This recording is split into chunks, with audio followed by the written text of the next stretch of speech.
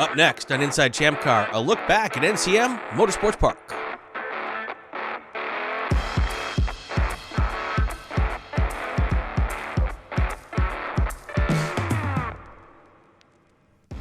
Welcome to Inside ChampCar. I'm Brian Bielanski, and he is Bill Strong. And this week's big show, we recap a great weekend at NCM Motorsports Park. We are also going to have a great conversation with Ronnie Killion and Kenny Barnett. They are the builders of the K&H Motorsports Mustang. This car started out with a tree growing out of it. I'm not kidding, folks. We talk about that and a whole lot more with those guys. Great conversation with them, Bill. Yes, it was, or is. Yes, I see the future. It's good that we get a chance to do the interviews before this part, because then we get to tell people how great these guys are. How great it was. They have to stick around. You have to. You can't not listen. It's like a train wreck. You can't look away. The fun part is I still don't understand how you were going to do this, but how are you going to fit subtitles on a podcast? Oh, we do not need subtitles. You know, this Texas accent, the Oklahoma accent, that's just, it's so awesome. I like it. They're good old boys with a heck of a car. Yeah. And it's the story's pretty awesome. Absolutely. So what's been up around the Southern California area? You've been out at Willow Springs doing some stuff with the SCCA and some other folks. Yeah. Vintage racing last weekend at Willow. And these Santa Ana winds, I got to tell you, when you get up to the high desert, there's nothing to stop the wind. And you know, I'm a pretty stout individual. That's code for overweight. And I was getting blown around just walking back and forth from the tower to the car. It was crazy. But I actually like the Santa Ana conditions. I don't like wind, but if it's a nice warm wind. But what I did not like is last year we were at Willow and it was 114 to 116 degrees. It was the most insane heat I'd ever been in. It took me a week to get over that. But I bet it wasn't like that there for you. But it will be in July when we're there. Yeah, but I won't be there in July. Yeah, I will be, or June, or actually, whenever. I think you told me I need to go in July, so maybe I will be. Yeah. We don't see the people on the West Coast. We got some smarts in our noggins. Yeah. We don't race between June 1st and September 1st. We just there's plenty of time in the other 9 months of the year to squeeze all of our racing in. It's kind of like you folks don't race in the middle of the winter. No, but I think the West Coast people know that. They know that we're an East Coast company. We don't know not to race in July. They're Willow's like, we've got a sucker who wants to rent this track in July. We'll pay. We'll take your money. We'll take your money, exactly. And we'll give you a half-off discount because no one else is going to want the track this weekend. Unfortunately, before that rumor starts, just kidding. You don't get a half-off. No, we had some hard time. We had to cancel Sonoma. We just couldn't get the numbers up. And then we found out that some of those races were on weekends that are like national holidays, Mother's Day, Father's Day, and some other stuff. So that kind of sucked. But it is what it is. There's a reason why NASCAR doesn't race on Mother's Day. Yeah. It's one of the few weekends of the year they don't race. Yeah, we don't look. We should, but we don't ever really look at that stuff. We just race day, because I mean, where I live, it's like if you want to race, man, race. Yeah. And it doesn't matter what's going on. Hell, your family goes out with you and does the racing with you and stuff. And I keep forgetting that being from Southern California, that's not the way it works out there. Yeah, so definitely. Hey, so I was at Harris Hill, and then I drove out to NCM on my way home, and we just so happened to be putting on a race at NCM Motorsports Park. NCM got hit with a tornado last year, which really tore that place up. How are they doing? Yeah, not just the track itself, but the surrounding area. Right. The track is the buildings on the track are pretty tore up. We had to run timing and scoring out of a small trailer beside the track, which again is, I want to say, light years better than what Andy had to do at Gingerman last year. Andy had to run timing and scoring under an easy up during a rainstorm, so that was not fun for him. Right now, I mean, about a foot and a half from the track guardrail. Wow. As the cars came running by. So yeah, he had to put up with that. So was he actually touching the cars with the stopwatch as they came by? He could. He could have, yes. But yeah, we ran it out of there, and race control was out of a multi-million-dollar motorhome, which I'm pretty certain Chelsea was happy to be in. Sure. Yeah, I walked the track, took about 400,000 images, most of them out of focus. I put those up on the web, but Yeah, There's a button, by the way, on the camera. If you press it, it focuses for you. Yeah, well, there's some issues. I'm that guy that doesn't read the instructions. I know how this works. Goes out, yeah, and then I'll read the instructions. Okay. So yeah. So we did have some issues at NCM. Yeah. NCM has some very strict sound policies because they have folks living around the track. And we had about, I think it was 5 cars hit with sound, and just wanted to bring up some things with you guys. We had one car came in and it was being said, that's the quietest car on track, and he's sitting there revving it and like crazy, because I had that happen with another car at Laguna Seca, and then that taught me a lot about sound. And when you're just sitting there revving it, you're not under load, right? And it's not the loudest. It's a different deal. Yeah, it's but you put it under load, it's like, you know. Do I need the tech tip music now, or are we just teasing ahead to the tech tip music? Oh, jeez, we are tech tip. Is this already the tech? We've already. Yeah, why not? Let's just. All right, well, let's get right to it. All right, this is one of the highlights of my week here. Hold on. Oh wait, hold on.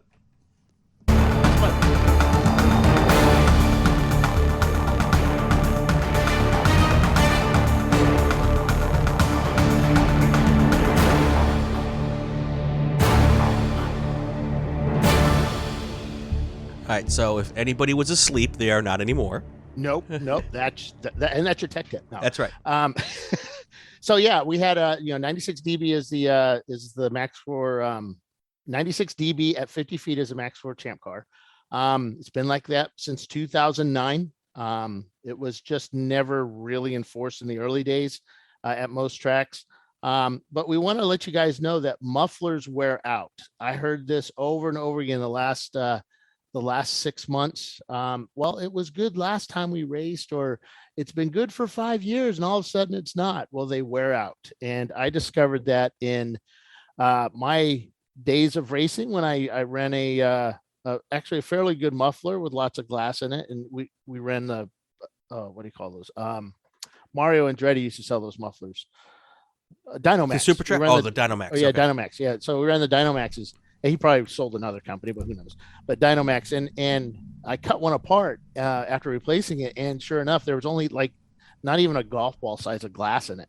Right. Then it just blows out and no longer absorbs sound. So they wear out, and pretty much any muffler will be like that. And then you have damage during a race. A guy said, well, at the start of the race it was great, but these guys hit curbs, they get bumped by another car from the rear, and it kind of moves the exhaust system around. And those little gaskets that you get with those eBay exhaust systems that some of the guys use, they are the cheapest gaskets in the world. Trash those things, throw them out. Go to Speedway, get yourself some Speedway Motors, which is the oldest hot rod shop in the country in Nebraska, and buy yourself some header flanges, and use header flanges for your exhaust system, and buy the copper gaskets that go with those. And that's a pretty good setup. And there's others as well. But also people need to remember is that, what we do on a racetrack is not the same as what you do just driving around on the street. Right. And why should we think a gasket that was made for a street car would be a good application for what we do on the racetrack? Sometimes that works, but a lot of times it doesn't. Yeah. And your local muffler shop, the guys are circle track racers or whatever. Most of them don't run mufflers or whatever. Right. Or even if they do, they're just, the local muffler shop guy might not be up to date on what works on an endurance racer. Well, and a short track, circle track car is not on the gas for a minute and a half or, 45 seconds on a long straightaway. It's on, off, which is a lot like what we do with our street cars. So, what works on a local short track, and I've got nothing against local short tracks. I love local short tracks.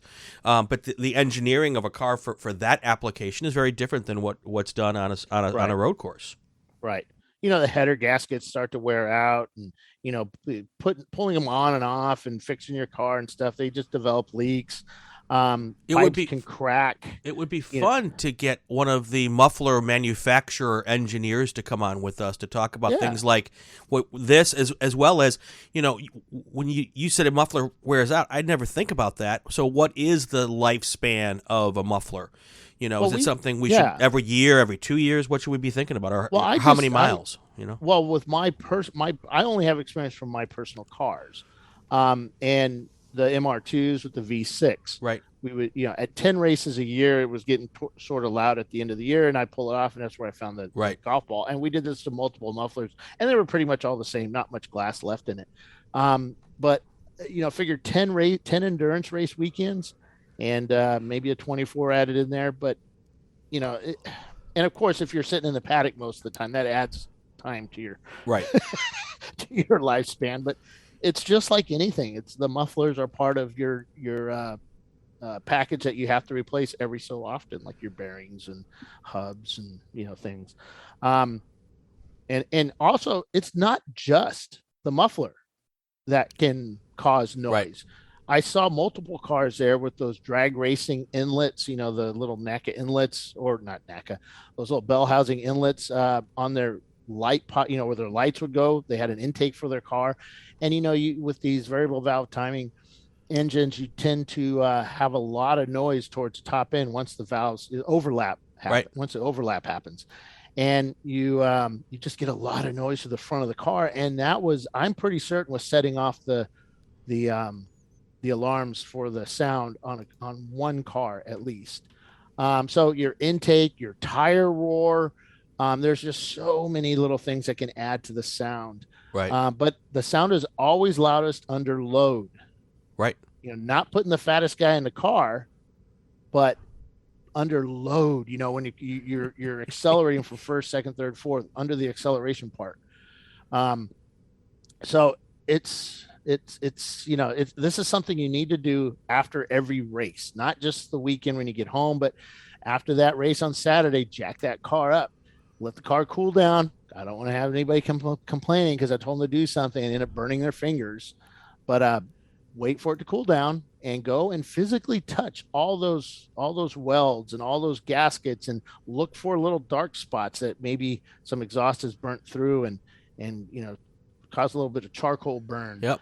And you can see them, even start up the car and kind of listen, because you can hear it. I had a guy that had a professionally built exhaust system at Laguna Seca, was complaining that we don't know what we're doing with our sound. He's a sound engineer, blah blah blah blah blah. And come to find out, the guys that had welded up his car or welded up his exhaust put an adapter on it, and they failed to weld completely around the adapter they used. And it was basically, I put my hand on the end of the muffler and nothing changed. Right. But you could hear it hissing out of the front of the header, the B pipe to the back pipe. So, well, and if you could put your hand on the end of the muffler, that's another issue. Here's a trick though. If you have a tire pyrometer, one of the infrared ones, you can go to each of the welds. You can go and if anywhere of the muffler pipe is cold or colder than other areas, that means you have a leak upstream because the hotter temperature airflow isn't getting to that part of the pipe. So, you could actually, you don't have to completely wait for it to cool down. And that's a quick way to get a quick visual inspection of anything on the car. We used to use that's how we would tell if there was a cylinder down. You'd put the pyrometer on a header pipe. And if the header pipe's cold, well, nothing's happened on that header pipe. Same concept all the way through the length of the muffler pipe. So. Interesting. Never thought about doing that. I've seen the heat guns or you can use a heat gun, or even some guys are showing up the track now because, cheap racing, they show up with those infrared things so they can actually visually look at the headers and see a blue. Everything else is red and purple, but one is blue. So that's a big good stuff. Good stuff. So then every race is going to be the same. We have the same sound at every race, including Daytona. You've got to have mufflers on your car. And I just want to stress that over and over again. Our event directors are going to, people complain that we weren't following our rules. We start following the rules and they still complain because we are following our rules. But it is what it is. I mean, we'll work it out. And we're never going to kick you out of the race. We want you to try and fix it. So Right. Last thing people should also realize is that weather conditions are also determine a lot of whether or not you're at. So if you plan your car to be right at 95, if it's 25 degrees colder, 25 degrees warmer, if the humidity is different, all that kind of stuff, your sound at the exact same place could vary 2-3 dB in either direction. So, it's better to come in at 92 or 93 if you're shooting for 96 than coming in at 95. Yeah, and people at NCM were saying, well, which side is the, because at Laguna, everybody knows the sound house is on the right. So aim your exhaust to the left. At NCM, it's not like that because they have, I think it was either 3 or 4 sound checkers, and these were professional ones. These weren't ones like I have, like the one I bought off of Amazon that I told everybody I bought. These are real sound ones mounted correctly on tripods, and that was a really neat setup. But they're mounted all over the track, and they take readings everywhere. And I did hear a radio call on the NCM radio frequency that said somebody needs to check for a car because they hit 68 dB at the fence line. And anything that I believe it's like if it hit 68 dB, they get a fine from the county. You mean 96? So, no. At the fence line. Oh, okay. 68 dB. So they have local laws. Yes, and the county fines the track. So that was really important, and it's a lot of this stuff is beyond what we're allowed to do. So so if he was 68, he was way loud on track. So the track has cranky neighbors when they actually do their own sound. Oh yes, yeah. That's a good sign that they've got cranky neighbors. And let me digress completely. I was thinking something on the way to the racetrack this weekend. If you're driving within 5 miles of a racetrack, don't be an idiot on the public roads. I saw some people going to Willow this weekend. And it's 55 mile an hour speed limits, and I'm doing 62 with my cruise control, and I got some guy, I'm guessing, blew past me, must have been doing 90 on these little country roads, and that's the way to get the neighbors really upset. Be good stewards and be nice to the people around. Thunder Hill, I think, is the only track I've seen this at where they have Thunder Hill and Mid Ohio, I think, had it too. They have a sign out there that says, hey, take it easy on these roads, these are locals, and don't be nice to them, be a Richard, so they don't come to us and because the cops also sit around tracks too, because they know that's easy pickings, especially Mustang weekend. Exactly. Exactly. Segue to Mustangs. We haven't talked about the actual race yet, Bill. No, we got to talk about the race. Oh yeah, so the race was actually pretty awesome, man. It was we started out with rain. Was it rain? No, it looked like it was going to rain, but it didn't. All right. And but the race was pretty good. We started out with, the typical folks up front, and that we normally see up front at the beginning of the race. And then all of a sudden RVA Graphics and Wrap Saturday pretty much took it over and kept it with Leviathan Motorsports Toyota MR2 right behind them. About, I want to say 37 seconds. Wow. Was between those two at the end of the race. And it was a good race. Those guys, RVA Graphics Wraps, showed up with 3 folks and completed that race. And On Second Thought Racing took third, with Running Bulls in fourth, and Brew Crew. Yeah. The proud, that's old Doc's team. Their 86 car finished 5th. Nice. And I don't know, I've always, so it's that car is just getting better and better as they get more seat time in that car and spend less of it in the paddock. Cool.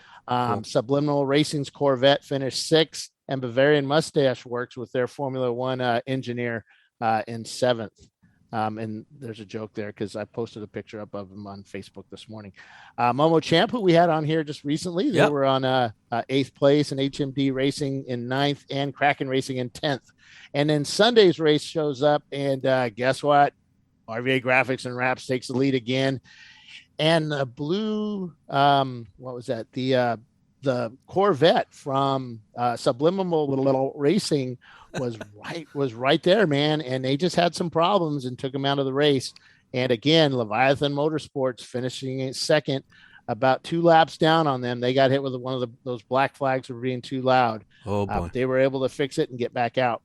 Cone Crushers, they had an early lead, and they had some front or some rear wheel issues with that car, and they were able to get that car back out and push back up to 3rd. And then at the end of the race, it's pretty funny. I'm pretty certain I was taking pictures along the front straightaway, and the driver gave me 2 thumbs up on the front straightaway. Hey, that's not good. No, but I think he missed his braking point because all of a sudden he locked it up. Don't tell the owner that, that what had happened, but I'm pretty certain he lost the brakes and went through the corner, made the stop, but smoke everywhere from the tire, brought it down into impound, and the tire was bulging because there was barely any rubber left in that spot where he flat spotted the tire. And they had to let some air out because it looked like it was going to blow at any second. That's good stuff. Cone Crusher. Then Bavarian Mustache works again in fourth. Running Bulls and Sunday. Running Bulls in fifth. Dingus in sixth. Momo Champ again in seventh. Mo's Racing in eighth. H&B Racing in ninth. And the Soggy Bottom Boys in 10th. Very cool. And I don't have classes there, so I probably included some EC class cars, but that's all right. No, I think that was probably mostly non-EC cars. So yeah. All right, so let's do this, Bill. I think it's time we listen to and hear from our winners. You spoke with the folks from RVA Graphics and Wraps after each race, and we've got a little bit from each of them. Let's do that right now. These are our winners from NCM. Do it together. Down here with RVA Graphics and Wraps, the winners of the Kentucky Grand Prix here at NCM Motorsports Park. Hell of a race, man. About 30 seconds or so ahead of the MR2. And, of course, that was the crowd favorite, or at least mine. I'm kidding. Yeah. But, man, you guys just, I want to say it was a hard race for you guys. Yeah, it was pretty hard. We just stayed consistent all day, and it was a lot of work. We were only brought 3 of us with us this weekend to work the pits, so we had a lot of work to do in the pits. But definitely thanks to all the guys back at home rooting us on. Hey, because you guys were just racing a week ago, or 2 weeks ago. Yep, raced 2 weeks ago at VIR, and we're going to Daytona in 2 weeks also, so got a lot of work to do. Now, was that MR2, did you guys have them under control, or were they catching you? I'm not sure. They're about equal. They're really powerful coming out of the hole in the low end, but maybe at the top end. They're pretty fast, though, but about equal. So those yellows at the end, did that, or purple 35s at the end, or pink 35s here at this track, did that help you? I guess at that time of the race it probably helped us just because it's close to the end and there was really no time to make up once you go green, so it helped us a little bit. Who was driving with you this weekend? Austin Dodge and Farron Davis. Cool. And myself. Right. Who was faster? Austin Dodge is always faster. He's blazing fast. That's not always true. That's not always true. So you race in circle tracky thingies, right? Yeah, I haven't in a couple years, but yeah. You were like world famous or something? Maybe like Chesterfield County famous. Well, that's kind of world famous. Yeah, hey, that's where Denny Hamlin's from, Chesterfield County. Yeah. So yeah, from obviously RVA Graphics from Richmond area. So who's Denny Hamlin? Exactly. Who's Denny Hamlin? Nobody knows. NASCAR guy. Yeah, I know. We know. Yeah. We know. But no, it was a really great day. It's cold as heck. The wind's kind of terrible, but like Travis was saying, on speed, I think Leviathan actually they get down the straightaways a little bit better. They probably actually had a tick more pace than we did.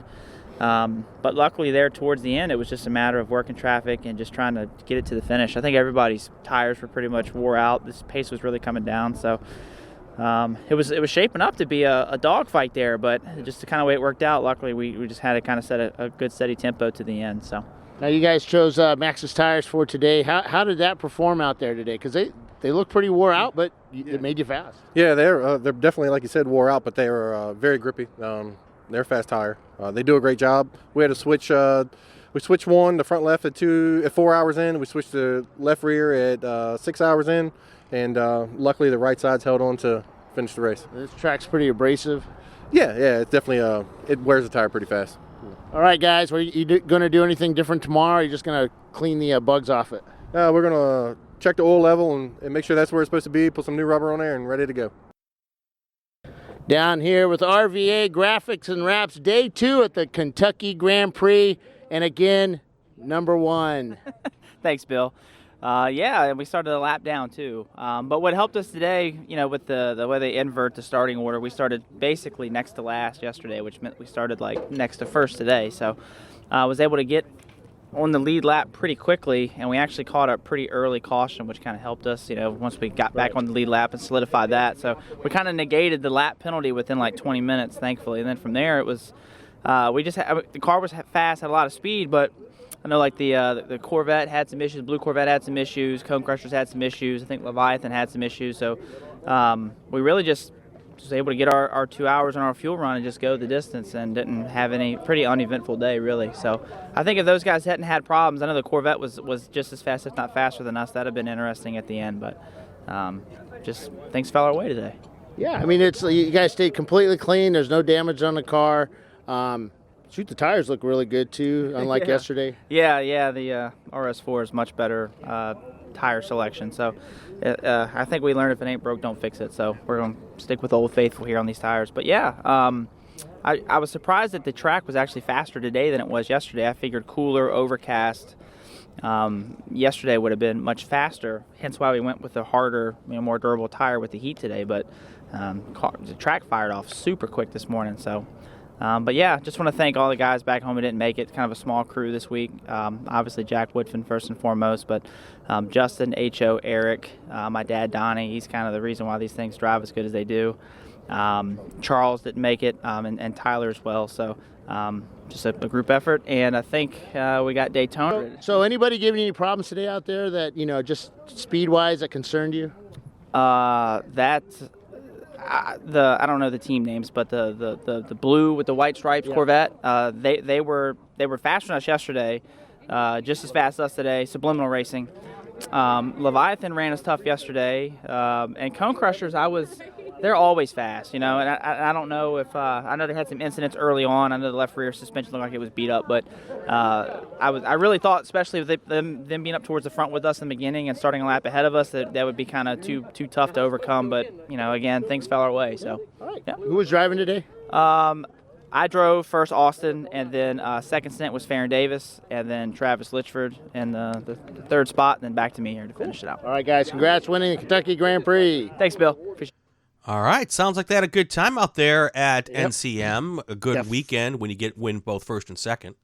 Or Fun fact, I have to be nice to those guys now. My son got hired by Woodfin Oil, which is Jack's company, and as for their one of their apprenticeship programs. So I have to be nice to them now. So disclaimer. So that'll be the only team you have to be you're nice to on the podcast? Well, there's some teams out there with really big guys too that are scary. Well, Justin is too, but no.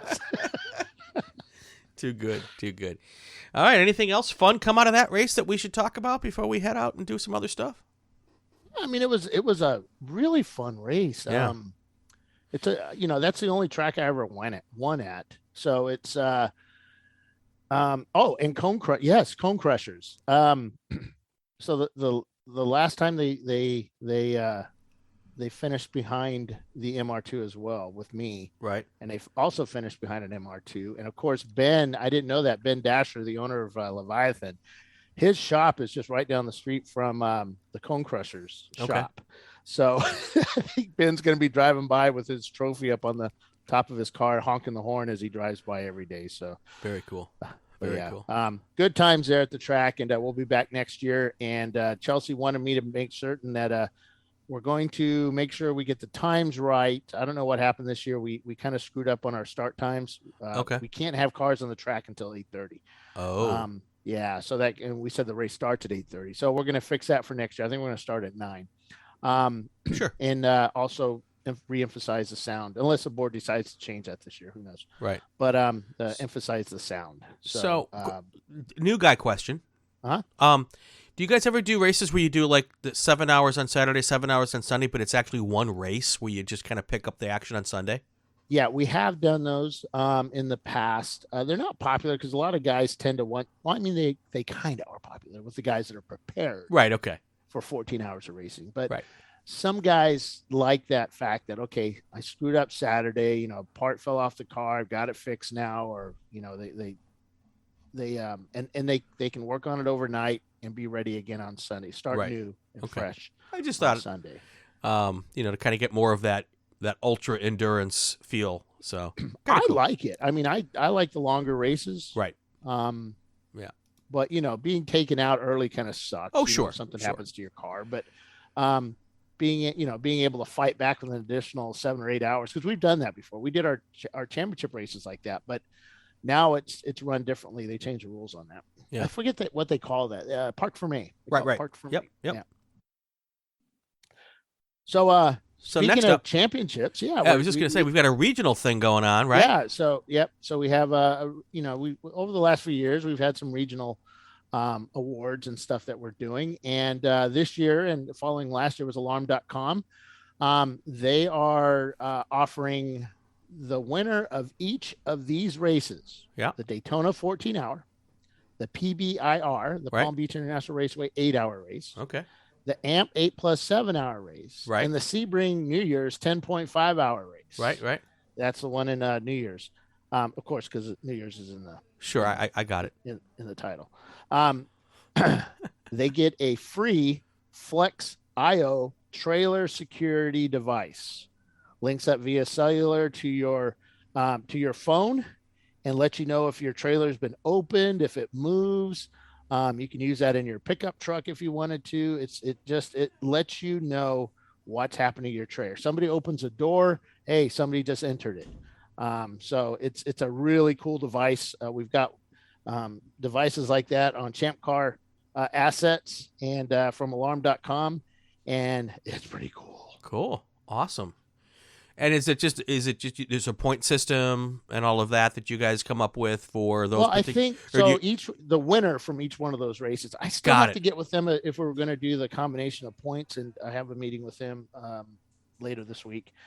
But I'm pretty certain that this is the way we're going to do it this year. Last year it was a like a cumulative. It was a point, cumulative type thing, but. This is each winner of each race because he's actually sending me 1, 2, 3, 4, 5 units to give away at the end of the race. Nice, awesome. Well, one for each race. So cool. Anything else you want to touch on here? We went out of order today. You threw me a curveball, and we did the tech tip first, which is fine. I like it. A little different feel, a little different vibe. Yeah, sorry. I get passionate about these tech tips. You have a passion for sound. Yes. It's not really that. It's just that we have to abide by the rules. There you go. We try to now, and we've got a huge amount of folks that thank us for that. And you can see it in the voting for our petitions that's going on right now for members for next year's rules, and the numbers for the sound stuff. It just blew me away. It's like, wow, they're actually supporting it. There you go. Of course, the FU bills are still there, but sure. It's, but you don't need that. You get that just when you're walking down the street. Just walking down the street, sitting. That's good stuff. Yeah, and I saw it a lot. So I took pictures at the NCM race in the Harris. I got a new camera set up, and I think it took like 8,000 photos or something. Wow. I mean, it's a ton of photos, but it's amazing. You just hold down the button, and yeah. It's like, wow, I just wasted how much film? But I just threw them up on the web, and folks are like, hey, why don't you pick out the best pictures? I'm a photographer by trade, and you should be picking out your best pictures. No, I don't have time for that. Right. I just dump everything. It could be a picture of the sky. It could be a picture of my shoelaces. I don't care. Just go past that. Just find a picture of your car. Done. Now, we do have pro photographers at some of these races. At Daytona, I think we're going to have a couple. Nice. I won't put up my pictures until after, but they, they get the good pictures. There you go. They Lightroom them and make them pretty and do all that cool stuff. Color correction. They take out all the clunkers. What? Color correction? You mean take out the dirt? Yeah. Wash your cars before the race, folks. Make sure that the yellow car looks yellow. Yeah. That kind of stuff. That kind of stuff. Yep. All right. So, Bill, we've got a great little conversation coming up here in just a few minutes. Yes, we do. Yes, we do. Guys. You can look in the notes for our use Google for your translation. Oh boy. No, I'm kidding. All right. When we come back, Ronnie Killion, Kenny Barnett, the builders of the K&H Motorsports Mustang, they're with us. Cool story about how they found this car and built it. We'll do that all next on Inside ChampCar. Every race weekend, you don't know what's going to happen. But with ChampCar.live, all the action comes right into your living room. The ChampCar Endurance Series is North America's home to real competitive endurance road racing. And ChampCar.live brings you live, full race coverage with in-car, trackside cameras, interviews, and expert commentary. And ChampCar.live brings you live, full race coverage with in-car and trackside cameras, interviews, and expert commentary. Check out ChampCar.live on the web, subscribe, and ring the bell so as not to miss a single minute of the action. It's fun, free, informative, and it's just a click away. ChampCar.live. Come check us out. We bring you a front row seat, but you'll only need the edge.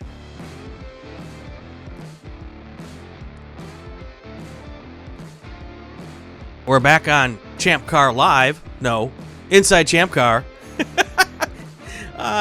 We're somewhere. We're somewhere.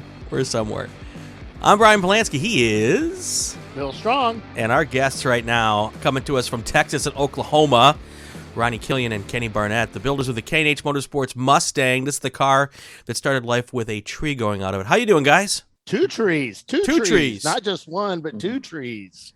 I got to hear that story. Let's start with all that. Good morning, gentlemen. How are you?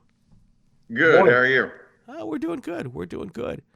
So you guys have the Mustang that I've seen a picture, I think, of. It had a tree at one point in time. I guess that was before it became a race car, right? Or did you leave the tree in? Well, we did cut the one out of the hood, but, we thought about leaving a little tree trunk in the rear. I don't know. Do you have parts of the tree as like remembrances, like to make them into plaques and stuff? No, actually, it was about an 8-inch tree that was growing in the hood area, and just crawled up in the top of it, topped it down, and then got it down short enough that I could throw the rest of it out of the engine bay. Right. Yeah, I was wondering how you guys got those out, if you had to remove the front bumpers or the rear, or whatever. And then there was a small tree growing through the trunk. Did it actually go through like one of the weep holes and then kind of grow around it, or did it just push its way up through the rusty trunk? It didn't, Bill. It didn't have a fuel tank in it, and the deck lid was gone. So it just, both of them just grew freely. It had sat there since 1977. Wow. Oh, wow. So what year is the Mustang? A 70. Okay. So is this the blue Mustang I'm looking at behind the picture there? Yes. Okay. I saw that at Harris Hill. I was watching the coverage on ChampCar Live. Shameless plug. And that is a beautiful car. I mean, I got to tell you, that is everything that you want to see when you go to a racetrack. I spent this past weekend covering a vintage race, and that would be one of the nicest cars at the event I was at. Beautiful car. Well, over the past decade, I think it is, or maybe 5-6 years or whatever, Kenny and Ronnie have shown up with a 60, I think it was a 65 Mustang. What was the 66? 66. So I was pretty close. So 66 Mustang, and they've done pretty well with that thing. Over, I think it was at Hallett last year. It kind of got banged up a bit, and I had heard a story about a car being built, and it had a tree growing through it. And it was one of those things that when another car is being built, you hear about that all the time, but a tree growing through it, that's kind of rare. And I couldn't find any more information on the web, because a lot of guys put builds the projects up, the build projects up on the web. Couldn't find anything about this, so I figured, well, they'll show up with it one of these days. It'll be just all beat up or whatever. And I had heard this car was showing up with 315s on all four corners, 315 wide tires. Wow. And I'm like, holy cow, that's got to be cool. Because, Bill Riley shows up with that Corvette, and he's got like 315s or 380s. I don't know. It's huge. They're steamroller tires. And so I'm in the clubhouse, and somebody told, hey, the car's out there. So I walk out, and it's like, oh my goodness, this thing is absolutely beautiful. It's the Gulf color blue with the orange stripe, steamroller 18s on it. Or are they 19? They're 18-inch wheels. 18s. Yeah, and it's just absolutely beautiful. Now, how long did it take you guys to build this car? It depends. Are you talking about from the start or from when?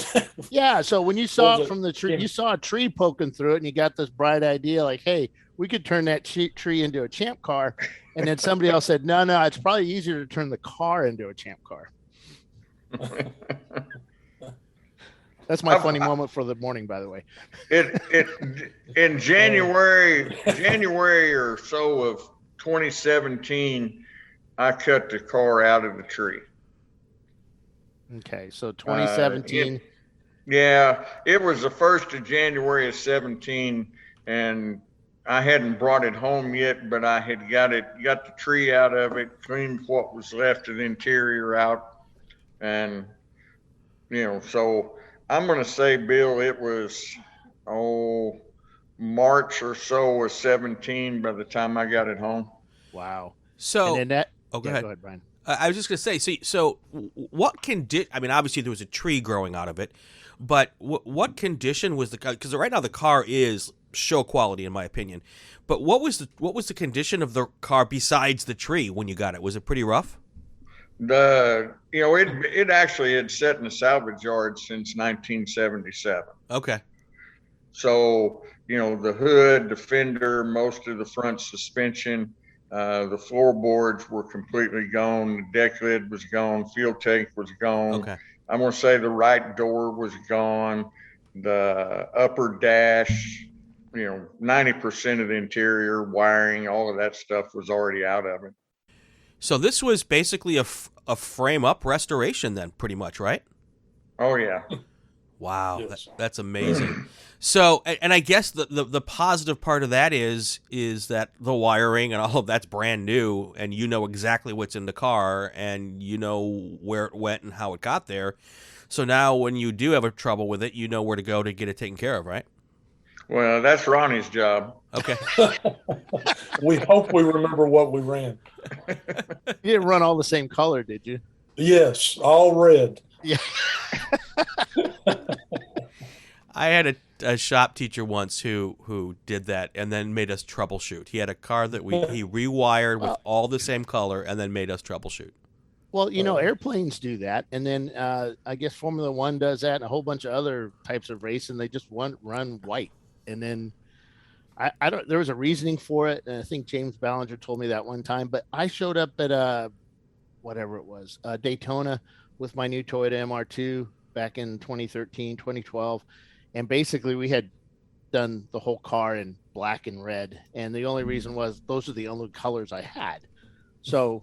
Did you actually just go through and because Ronnie, you did the wiring on that? Did you actually custom build the wiring, or did you just buy the kits? Because the Mustangs pretty much have everything out for them. Right. Well, we bought a universal, just a race car harness, okay. And then added what we needed from there. Cool. That makes it a lot easier when it comes to the build itself. Yes. And you guys run the 289 or 307 or 514 or what do you run for an engine? 302. 302. All right, cool. Oh, that sounded very, very covert. Yeah, it does. It's 302. Now, which cylinder is 302? Exactly. Is that the motor in the front of the car or the motor in the back of the car? No, it was a pretty quick car. I mean, it wasn't so fast that it pulled away from the field or whatever. Now, it did have, I want to say, either the car handled perfectly and the drivers did, or the car had sort of an issue with oversteering. Was that a driver issue? Or was that a car? Because the corner workers not the corner workers, race control actually commented about how you guys had pretty much got the car loose in every corner but turn 11. That's when Ronnie was driving. Don't know that's quite true. Someone kept trying something through 2 and 3 and kind of made a habit of going off at 2 and 3. Okay. Right. So basically you were just trying to, this might be faster, and then it wasn't. And then you said, well, let me try it again. It wasn't. Well, maybe this time it'll work. That was pretty well it, Bill. I thought I could carry a little more speed, and after a couple of laps through there, I realized it dang sure wasn't going to work. Well, did you think it was like an F1 car where maybe it needs more speed? Yes. That's good stuff. That's good stuff. I was listening to the headphones at Daytona one year, and I believe it was Jeff Bodine. They asked him how the car was handling. He said it handles great between 2 and 3. Good stuff. Good stuff. So what was the motivation for the Gulf colors? Is that just something that you guys love the color scheme and just went with it? Because those are some iconic, old school motorsports colors. Well, our 66 was Gulf colors. Okay. We started this back in 11, I believe, is when we started racing with then ChampCar. Right. And decided to go with the Gulf colors. Kenny also has a vintage car that's basically the same color scheme. Got it. Is that a 70 as well, or is that a 69, Kenny? Mine is a early model 65 car. Oh, okay. Right. Okay. Very cool. Very cool. Now, you guys, outside of ChampCar, what kind of racing do you do? Now, you obviously, Kenny, you do the vintage stuff, but what else do you guys do? And that's it. We both race vintage. Okay. We race we're members of HVR, Harlan Vintage Racing. Also do some races with Corinthian Vintage Auto Racing. So what with vintage racing? Obviously, it's all sprint racing and that type of a situation where there is very strict rules against contact. And while I don't see a lot of contact at ChampCar events either, there aren't those rules. I have, anyway. No, I'm just kidding. That was just to wind up certain people. So any concerns bringing out these beautiful 1960s race cars and racing them for 10, 12, 14 hours against folks who don't have the same maybe love affair with their older, beautiful car? Kenny, I'll let you answer that.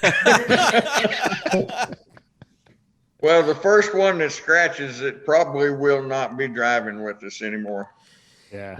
I was more concerned about the other drivers of the other cars than the ones that actually drive your car. I figured that'd be pretty much rules of the road. So as a racer, I think when you see an old car like that, you're kind of worried that you're going to scratch, that you are going to scratch it, and then everybody's going to hate you for touching that 1960s or early 70s car. I know that when there's another guy that runs I want to say it's a 70 fastback Mustang in South Florida. And it was this copper color, absolutely beautiful car. And when we were out there racing with him, it's like, yeah, just stay away, just back off. You can take him on the next corner, that kind of stuff. Because you don't want to be that guy. Of course, everybody wants to be that guy with the Opel GT, which is also a 69 to 73 kind of build. And everybody wants to hit that car. But it's an Opel. I know. That's what everybody keeps saying, but it's an Opel. And they always spell it wrong. So do people spell the Mustang wrong? No, they spell it F-A-S-T. That's how you spell Mustang, F-A-S-T. Now, do you guys have problems with fuel on that car, being that it's this is in an era before, the miles per gallon was a thing, and the Mustang with that bigger engine, it does eat a lot of fuel. Do you have problems with fuel during the racing? It does. We haven't been able yet, Bill, to make quite the 2-hour time limit. We're getting really close to that. So you really haven't added the 6-inch diameter fuel fill or 3-inch, whatever the rules specify? Well, we put 6-inch roll bar tubing in it, and I think the weight might have offset the extra fuel that we can store in there, but that was the reason. That was one of the reasons for going to the 70 car, because it came out with a 22-gallon tank. Now, your buddies Pull My Finger, they're not actually part of your team, right? They're with their they have a 68, right? Yeah, yes. 68 Mustang. So they're not part of your team. They're just buddies. Correct. Buddies. One of them started off racing with us and had some more friends interested, so they decided to build another car. Got it. Cool. Got it. Now, just to let folks know, in the bottom of the video, we're going to have a translation guide for Kenny and Ronnie, which Kenny's wife nicely sent to us. explaining the words that they're using. And, so I have 2 screens here and I have one with their, they haven't said oil yet. I want to hear that in a bit, but so what kind of oil does that take, gentlemen? Being from Texas, that's dyno. Well, we didn't know what you was really talking about, Bill. It's more like oil. Oh, okay. That's it. I see it on the screen. Oil and tar. Tar is a tire. Yep. And if a fan is fine. God, it's that. And ma is my. Ha is high. A coil is a coil. Nas is nice, and I can't say that word. I can't say cannot. Something like that. Cannot. But yeah, they you guys are like a big Mustang club. You've got a yard full of Mustangs, or somebody has a yard full of Mustangs. Who is that? That'd be Kenny. There's a few of them stashed around. Yeah. And does your wife know they're stashed? Unlike mine? Yeah. Now, did with the gas prices as high as they are, and you guys being from Texas, and everything's bigger in Texas, was gas prices kind of a worry for you guys over the weekend? And I had heard before the racing started, I had heard that teams are kind of, oh man, gas prices are outrageous, but they get to the track and they've got 500 gallons of gas, so it didn't seem like it was that much of a big deal. Was that for you? Well, we didn't like it.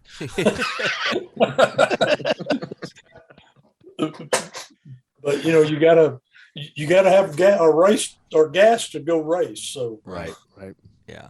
Did you ever think, we could have had a Miata? No, that's never crossed my mind. Never thought about a Miata or an Opel, Bill. There we go. Yeah. Well, it is what it is. What's an Opel? Who knows? I don't know. Some foreign jobby that's slower than snot. Well, that's also has something to do with the guy behind the wheel too. That could be it. So that might be part of the deal. It's really funny seeing such a big guy get into such a small car. I feel like that. What was that cartoon with the superheroes and the guys driving that little bitty tiny car? What was that? The Disney movie. That's kind of what Cars. I felt like.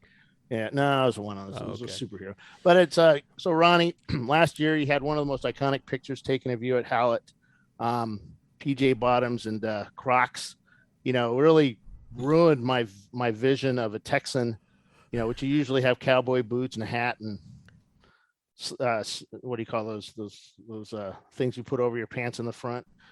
That's the way I normally see Ronnie. Yeah, chaps. But those are called chaps. Chaps. Yeah. So at Hallett last year, you guys did pretty well, but you got your car a little banged up a bit. Was that you didn't seem very happy? Blown engine and a few other. I think it was a radiator got blown out, which blew out the engine. How do you recover from something like that? Was that just something you just and then fix it and go? Well, we on that one was not happy. It's kind of not a good way that it happened.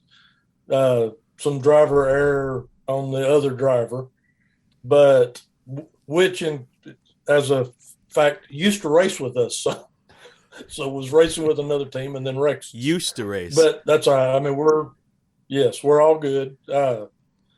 But yeah, as first look at it, we thought we were done, and then we looked at it a little harder. We could pull some sheet metal off, take a pickup, pull some other sheet metal out of the way, zip tie the radiator, and we was able to get back out on the track. So you did that was good too. Yeah.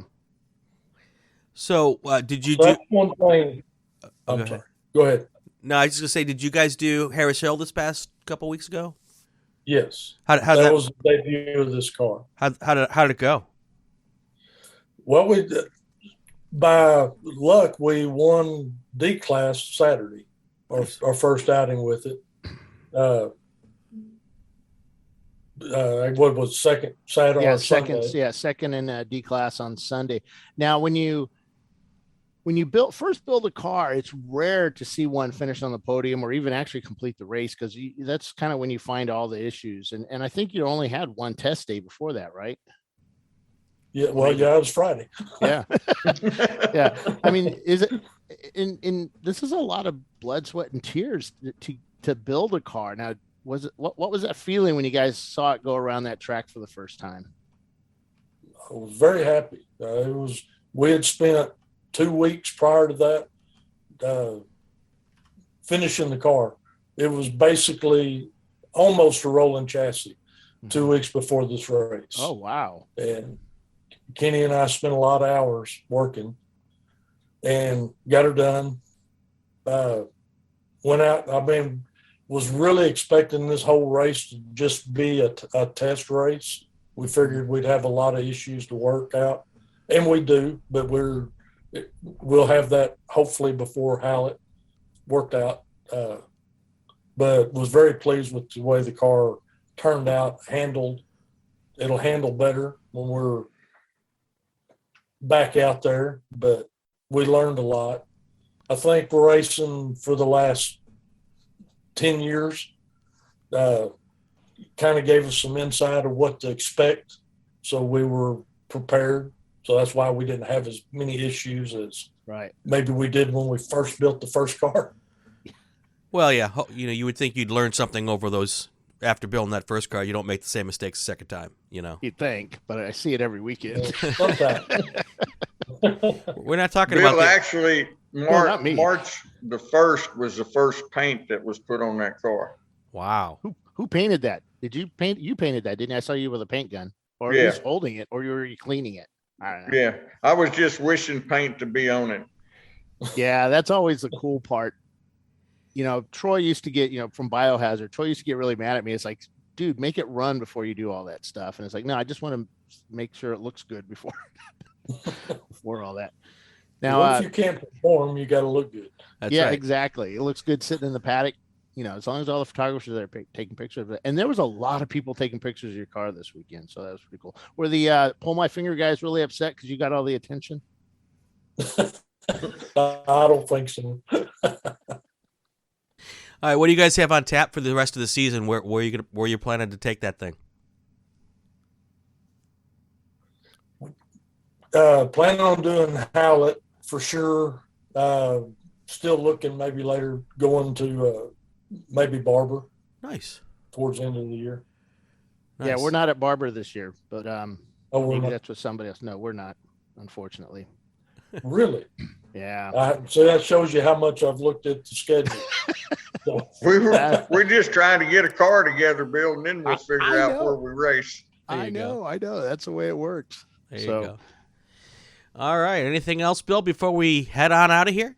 No, that's it. It's just fun with watching these guys race. They've traveled well too. They've gone to some of the bigger events we've had, and it's always nice and awesome to see that car out on track playing with the little the much newer cars out there. And these guys are a riot to hang out with, and it's fun watching them work. And that's kind of what we do this for. So yeah.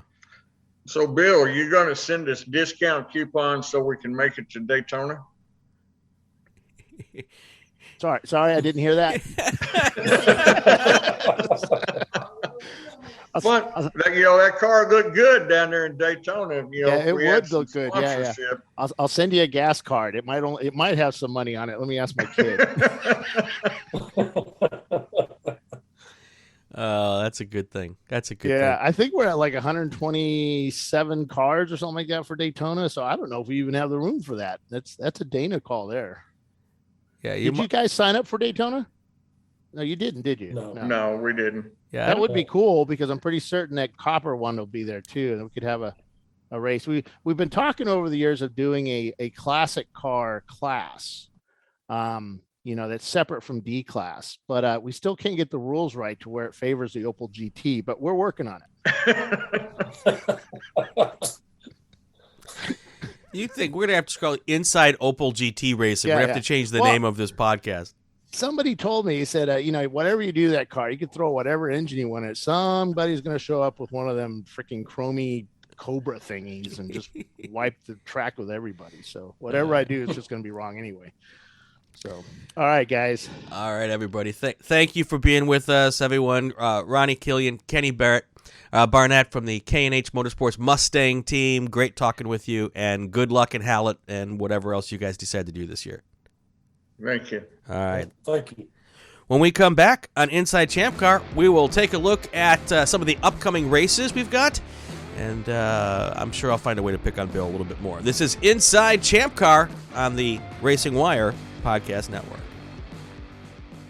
Inside ChampCar is a podcast that takes a deep dive into all things going on with the ChampCar Endurance Series. Hosted by veteran journalist, radio host, and racer Brian Bielanski, and ChampCar's very own Bill Strong, we talk to drivers, team bosses, tech gurus, and series supporters. Episodes air every week in time for you to listen on your way to the track. Inside ChampCar is on the Racing Wire Podcast Network, found on Apple, Spotify, Google, and most popular podcasting apps. We're back on Inside ChampCar. He is Bill Strong. And I am Brian Bielanski. We should flip that up. He is Bill Strong, and I am Brian Bielanski. There we go. I don't know. We'll find crazy, stupid things to do here. So that was a lot of fun. Those guys are good fun. Yeah, they talk real slow, so you have to speed it up. You know what we didn't talk about? We didn't talk about Kenny's rec room there. He has It's obviously it's a podcast, so you won't see it. But his pool table is the bed of a pickup truck, and his front door is the tailgate of a pickup truck. It was the coolest thing. Insane. And like you said, there's more chrome in there than what Brian has in his garage. That's right. There's more chrome on that damn front door than I have in my entire garage. That's so cool. So cool. Yeah, good guys. Those guys out west, man, they do things big. We can't do that here on the East Coast because our homes are a little smaller and more heat efficient and stuff like that. And out there in Texas and Oklahoma, Kenny's up in Oklahoma, right? And Ronnie's down in Texas, and it's warm. It's always warm down there, except for when it's not. When it's not, and then it's cold. Yeah.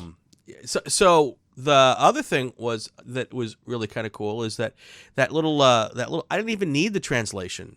I thought it was. I know it's sad when you can understand all that stuff. Not sad, but it's like, I watch English shows and they have subtitles. Like, what are you talking? Why do they have subtitles? And then I realize it. Oh, I kind of understand that accent. Absolutely, and their pronunciation of Earl. If you ever go to Savannah, there it's Earl. Oh yeah. I was like, who the hell's Earl? Earl. I'm like, I don't want some dude in my, whatever. But Earl. Got to get yourself some Motor Earl. Motor Earl? What's the Motor Earl? Yeah. Anyway. Remember, there's a lot of people in Texas, and most of them own guns. So I know. Have to be careful what we say. I know. And none of us in California have guns. Yeah. Well, Virginia, everybody has a gun. Right. He says to an open public. There you go. Looking out my windows. That's right. Yeah. Anyway, so what do we got? We got some races coming. Ask that question. What do we got coming up? Sorry, I read your script. You read mine. That's now. all good. It's all good. So we got Daytona International Speedway, 14 hours, the 10th annual Daytona 14-hour enduro at the famous Daytona International Speedway. High banking. We're running the Rolex course, which has that inside part with international and horseshoes. I think we play horseshoes somewhere in there. International horseshoe. Yep. We have the Le Mans chicane. Yep. And I've said that over and over again to people last weekend at our race, and they just kept correcting me. It's a chicane, and I just you got to say it right. And they just I think they do it to bug me.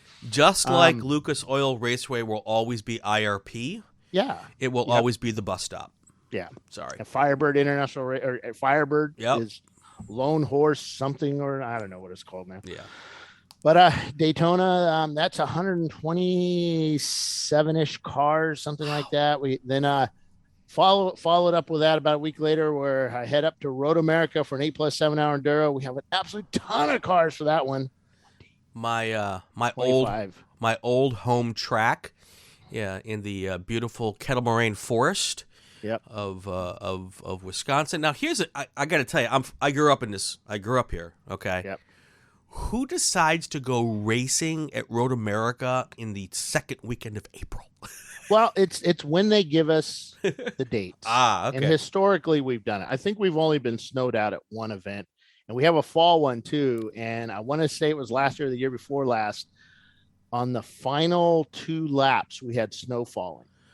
And by the time I went out to collect my cameras for the show, there was a good 1/4 inch of snow on the track itself. Nice. So, yeah, it kind of freaked me out but that VW all-wheel drive worked flawlessly in that with the Continental tires. There you go. Now I have a minivan that's front-wheel drive, so who knows how that's going to work.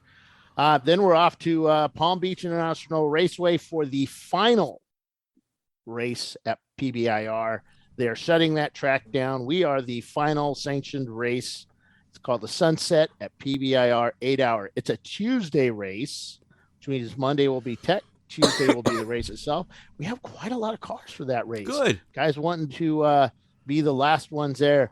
And then right after that, we are off to Ozarks International Raceway for the annual board of directors meeting for ChampCar International, and then follow that with a test and an 8+8 hour enduro for the ChampCar National Championship for 2021.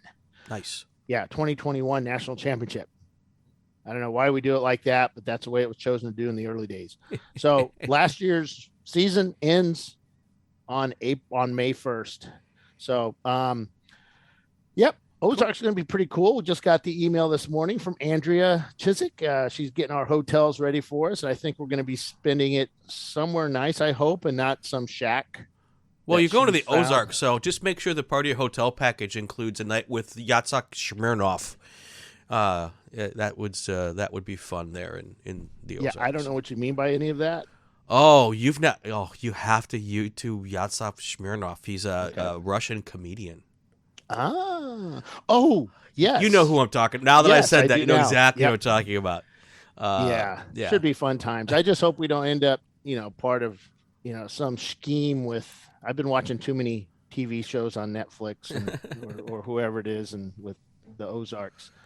That's actually filmed right around the corner from Road Atlanta. Yeah. Which again scared me. Exactly. Waiting for zombies, things like that. Anything else before we get out of here, Mr. Strong? Let's see. Daytona, hopefully it's not raining, man. We got a lot of storms across the country the last few days, and I hope everybody's doing fine, doing well. And if you did get hit, I'm really sorry, and hope you guys can recover from this. I'm not good with dealing with that kind of stuff. Yeah, I hear you. But yeah, it's been a pretty bad week across the U.S. and hopefully everybody can recover well from this. So absolutely. And of course the gas is kind of stabilized and starting to go down a bit. I just traveled across country and saw some really high fuel prices, and then it wasn't. So good. It's kind of come down a bit. So that's good for racing. So. All right. So that's going to do it for another episode of Inside ChampCar. If you like what you heard, subscribe to the podcast. You won't miss any episodes. It'd also be good if you'd share it on social media channels and review. That's how we get more listeners. Hit reviews. We'll get higher up in the comment sections, which is really cool. You can also leave a comment on the ChampCar Facebook page. And if it's a good one, write it about me. If it's a bad one, write it about Bill. We have new episodes every week. He is Bill Strong. I'm Brian Bielanski, listening to the Racing Wire Podcast Network. Bye.